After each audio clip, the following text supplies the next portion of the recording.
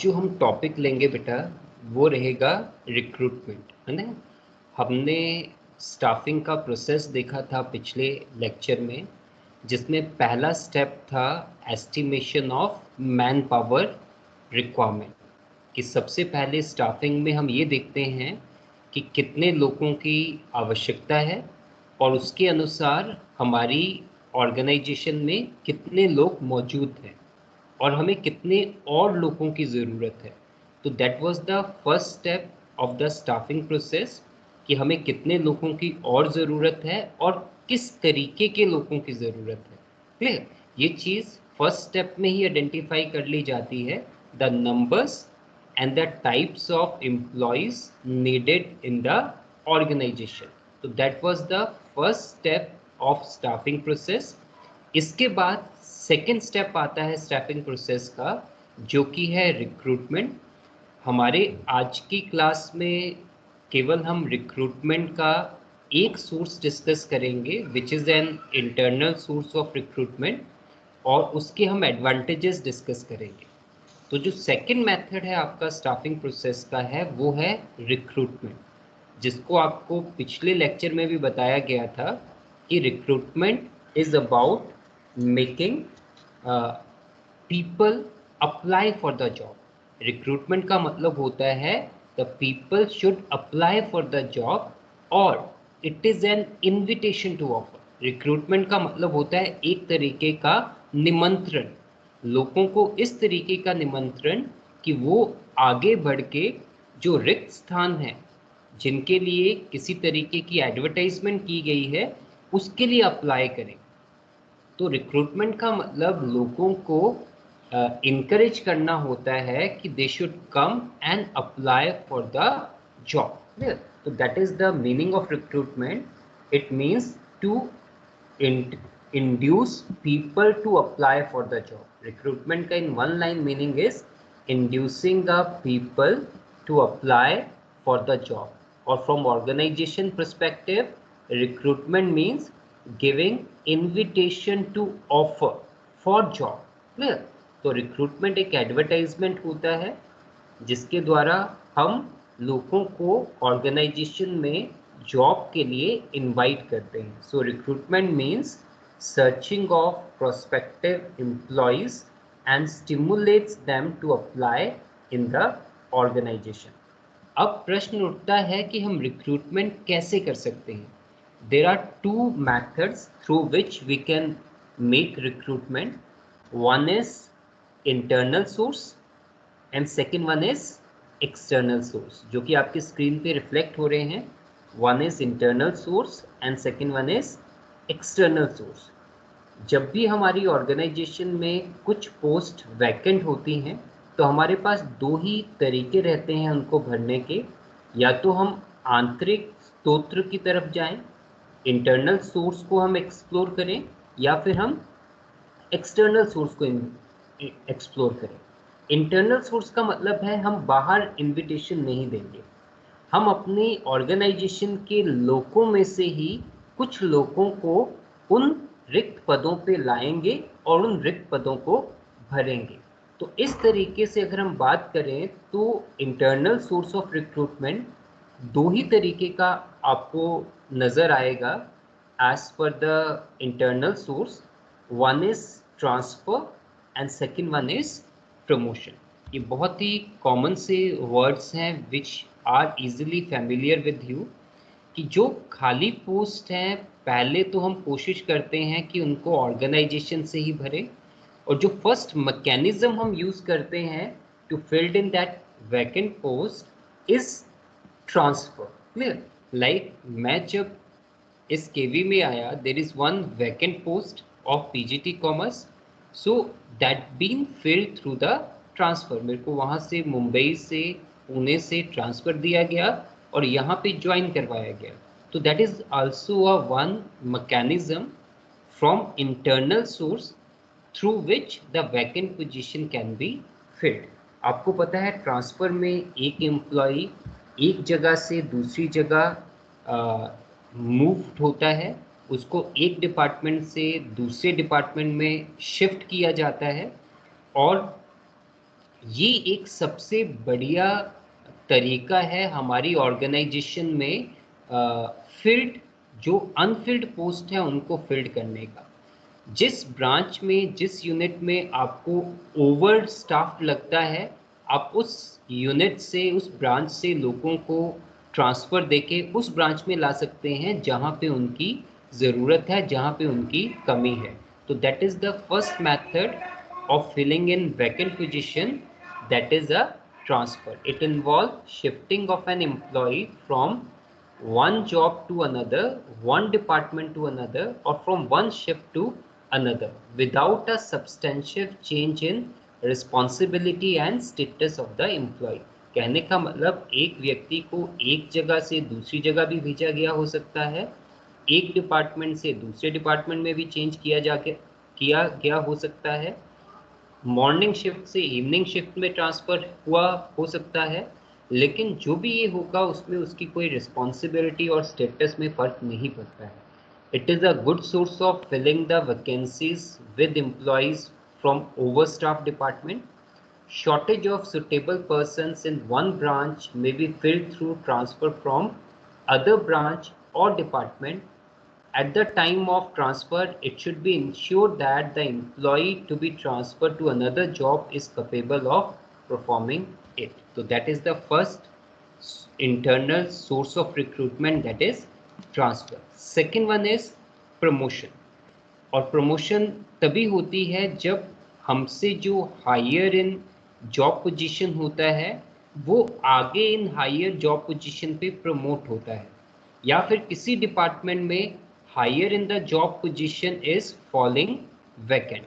तो जब भी हम एक ऑर्गेनाइजेशन में देखते हैं कि कुछ पोस्ट वैकेंट है हायर पोजीशन पे, तो उनको उनके सुबॉर्डिनेट से भरा जाता है by the way of having an promotion. और प्रमोशन का आधार एम्प्लॉय की परफॉर्मेंस होती है, एम्प्लॉय का कंडक्ट होता है, और एम्प्लॉय का पास्ट में ऑर्गेनाइजेशन में कंट्रीब्यूशन होता है, और एक मैकेनिज्म भी होता है जो हो सकता है एक ऑर्गेनाइजेशन ने डेवलप किया हो of an promotion, that may be based on the number of years of service in that organization, or that may be based on some internal exams.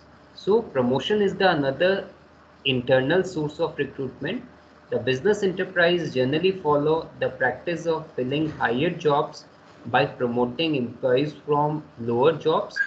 Promotion leads to shifting an employees to higher position, carrying higher responsibility, facilities, status and pay.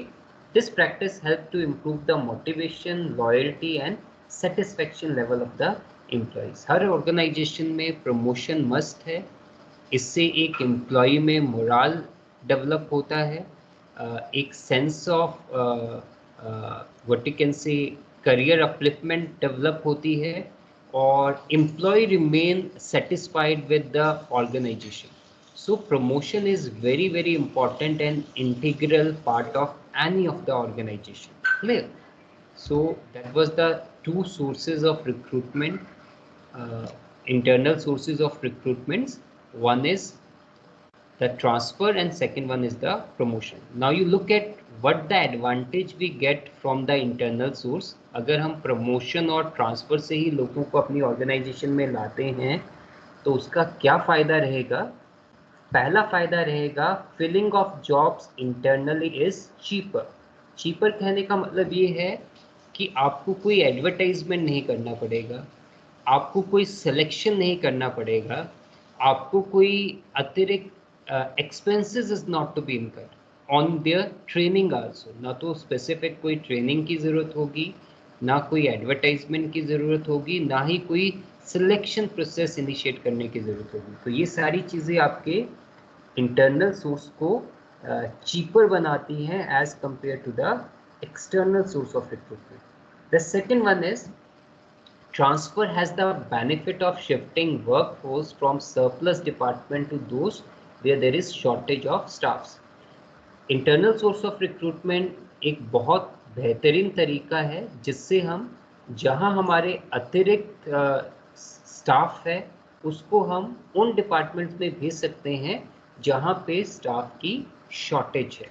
Next, transfer is a tool of training the employees to prepare them for the higher job, and also people recruited from within the organization do not need induction training. एक तो training का खर्चा कम होता है induction training का, जिनको हम orientation training भी कहते हैं, और इसके अलावा भी एक तरीके का transfer from one department to the another or from one place to the another will automatically train employees to be prepared for the higher responsibilities or job profiles. So that is also one of the advantage. Next, it is more reliable way of recruitment since candidate is already known to the organization and its working condition. ये बहुत ही reliable है. कोई नया व्यक्ति आएगा उसके लिए it's hectic for him and difficult for him to be adapted to the environment of the organization, but being an already from the same organization, the candidate will feel very comfortable, and there is no need of incurring additional expenses for any specific training to the employees also. So it is the more reliable way of recruiting the candidates from the organization as he is familiar with the atmosphere of the organization. Next is a promotion at the higher level may lead to a chain of promotion at the lower level in the organization also. आप एक higher level पे promotion होगा तो जिस व्यक्ति का promotion होगा उसकी पोस्ट विल फॉल वैकेंट, तो that is to be filled from again from the people down towards from the job position. तो in this way a one chain of promotion will take place, और जिसके कारण every employee of the organization will feel self-satisfied, clear, and they will become loyal and commitment toward their works, क्योंकि he is always looking for the career improvements, career enrichment उनको मिलेगा, career में progress मिलेगा, job profile में improvement मिलेगा. तो इसीलिए the people of entire organization will be very happy with it. So that will be the merits of the internal source of recruitment. Now the limitations की drawbacks क्या होती हैं internal source की. पहली drawback होती है when vacancies are filled through internal source, the scope for induction of fresh talent. आपकी organization में fresh talent नहीं आ पाता है. पहली चीज, the employee become more lethargic if they are sure of time bound promotions. अगर उनको पता है कि हमारी एक समय के बाद प्रमोशन आएगी ही, तो they will not come up with new ideas, new creative minds, or with additional efforts. They will become lethargic, clear, they will become very easygoing. So that was the second limitation. A new enterprise cannot use internal source of recruitment. एक नई organization के लिए internal source का कोई विकल्प ही नहीं होता है. As it is a new, they have to recruit all of the employee into the organization from the external source only. Next, fourth is the spirit of competition among the employees may be hampered. Generally, when they know कि their promotion is subject to certain completion of their tenure of their services, so they will not be competitive, clear. So the competition will automatically hamper. They are being confirmed of कि they will be promoted after particular period of time, clear? And there will be no competition among them. Last but not the least, the frequent transfer of employees may often reduce the productivity. So when we look for internal source, may it happens कि you are being giving frequent movement or transfer to the employees from one department to another or from one place to another.